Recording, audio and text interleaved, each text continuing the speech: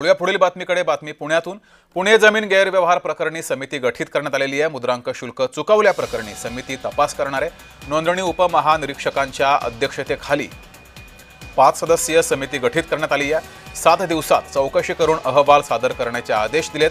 नोंदणी महानिरीक्षकांचे अहवाल सादर करण्याचे निर्देश हे देण्यात आलेले आहेत। पार्थ पवार जमीन व्यवहार प्रकरणी आता समिती गठीत करण्यात आलेली आहे। 7 दिवसात चौकशी करून अहवाल सादर करण्याचे आदेश देण्यात आले।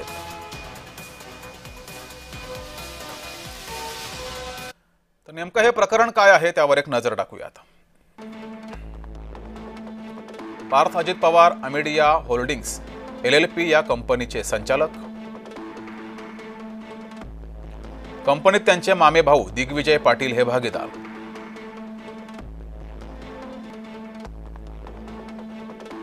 दोघांनी मिळून पुण्यामध्ये सरकारी जमीन खरेदी केली असा आरोप आहे।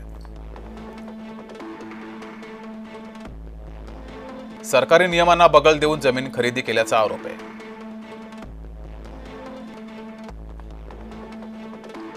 ₹25 कोटी स्टॅम्प ड्युटी माफ करण्यात आली। केवळ ₹500 स्टॅम्प ड्युटी भरून व्यवहार पूर्ण झाला असाही आरोप आहे। व्यवहारानंतर अवघ्या 2 दिवसातच स्टॅम्प ड्युटी माफ करण्याचा निर्णय झाला असाही आरोप करण्यात आलाय।